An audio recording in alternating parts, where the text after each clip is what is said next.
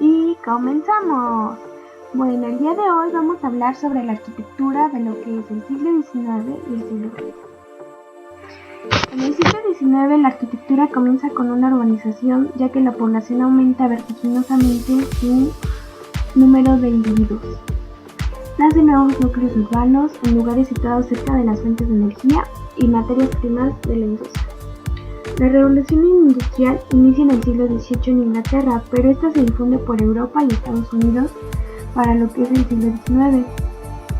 La industrialización crea las necesidades de construir edificios de un nuevo tipo, fábricas, estaciones de ferrocarril, viviendas, etc.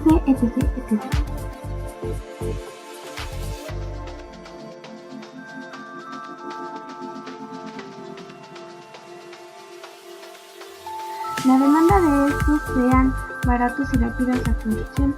Al mismo tiempo aporta soluciones técnicas a las nuevas necesidades. Por esta razón, desde el siglo XIX la arquitectura y la urbanización van indudablemente ligadas a la industrialización.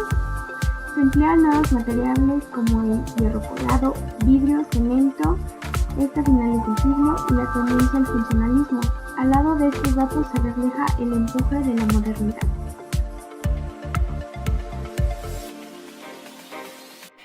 La ciudad decimónica.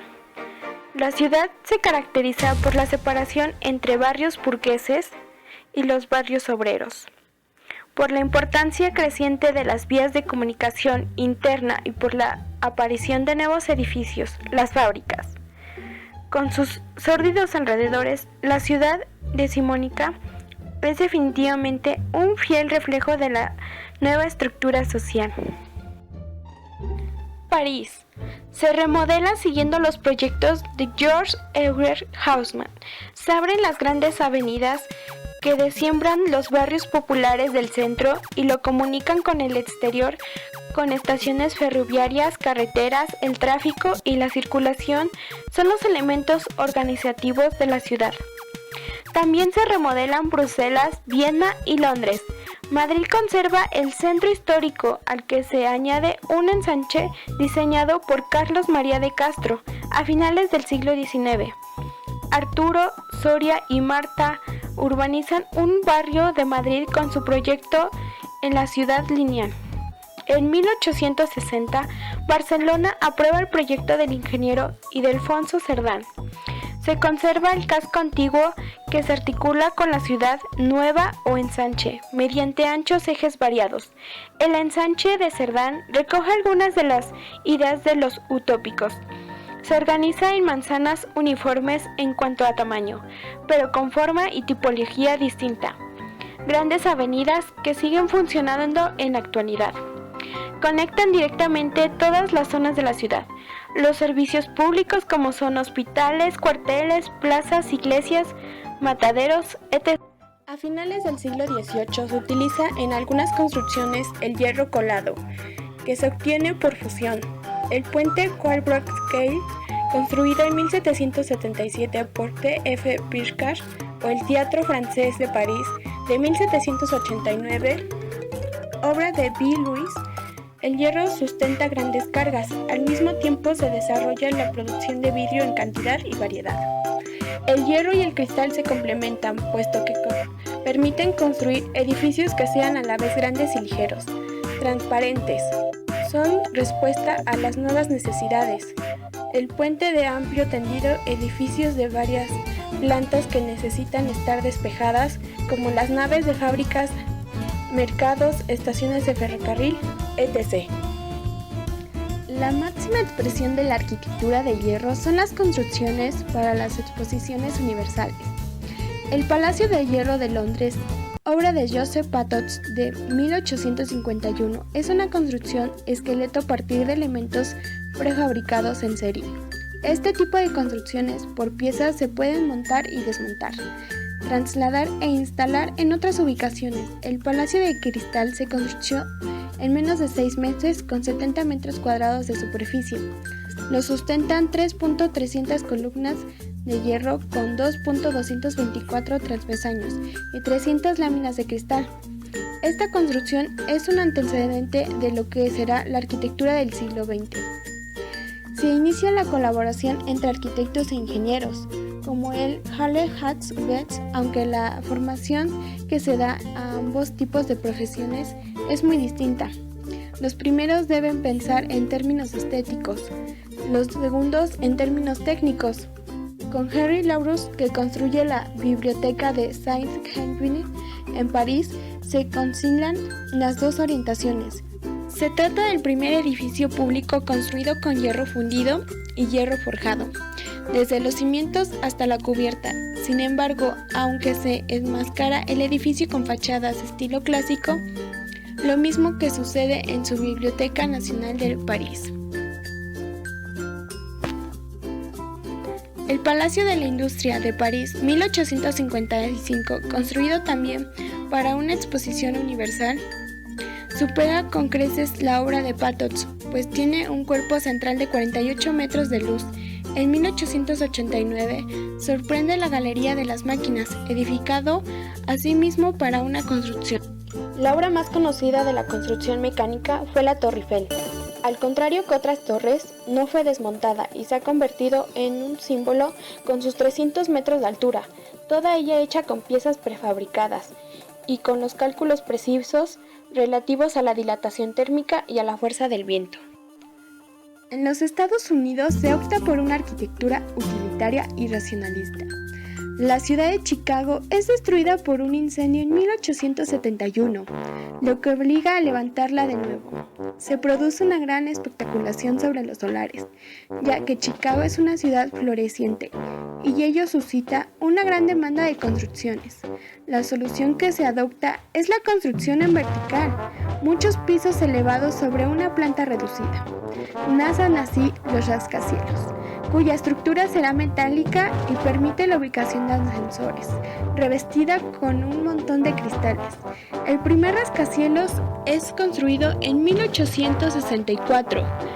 La Escuela de Chicago está integrada por un conjunto de arquitectos que proponen soluciones similares, estructuras revestidas según la función del edificio. Las ventanas pueden ser tan grandes como se quiera, y el muro de carga deja de tener sentido. El representante más importante de la Escuela de Chicago es Louis Subijan, con el Auditorio de Chicago. El modernismo es un movimiento estético internacional que se manifiesta en todos los campos creativos.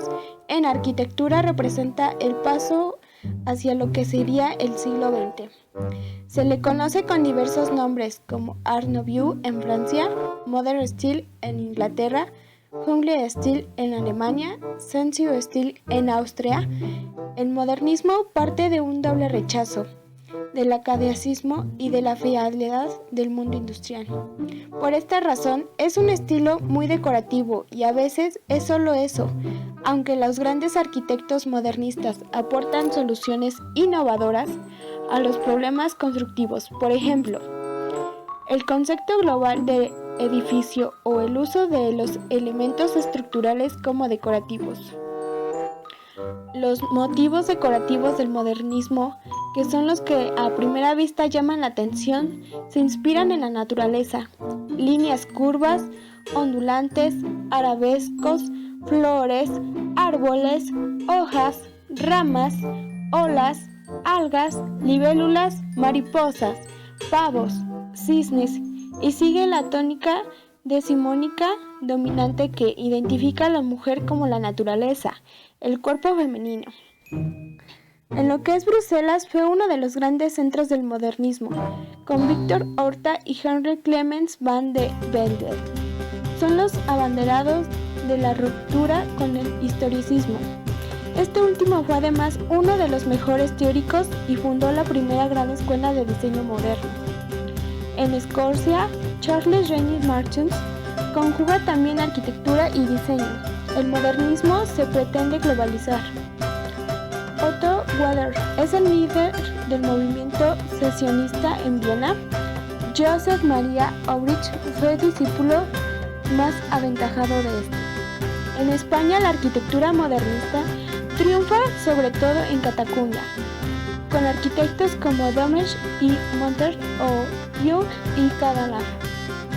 Antonio Gaudí, siendo modernista y el arquitecto más importante del movimiento, no brilla por entero a los rasgos generales del modernismo, y ello es debido a su originalidad. Se inicia en la arquitectura de Revival con obras neomodejares o neogóticas. Su estudio de la estructura gótica le hace avanzar en la búsqueda de nuevas soluciones. Proyectos: la Casa Balto, la Casa Milán, conocida como la Pedrera, el Parque Güell y por supuesto la Sagrada Familia. Todas ellas en Barcelona. Son sus obras más destacadas. Gaudí rompe con la concepción octogonal de los espacios. Incluso las habitaciones de la vivienda que construye son curvilíneas.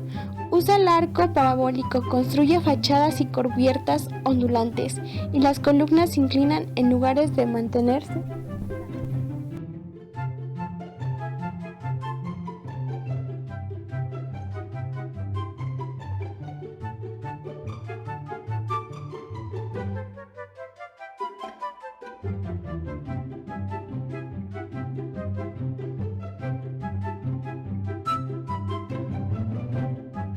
En 1907 realiza su primera obra, la Casa Rueff.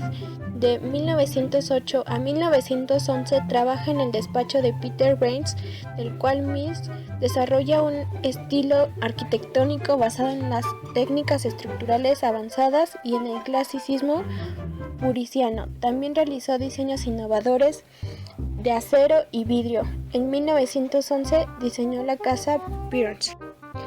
En 1912 abrió con mucho esfuerzo su propio estudio en Berlín. En ese mismo año planificó una casa de campo para el matrimonio Kloyer-Müller en La Haya.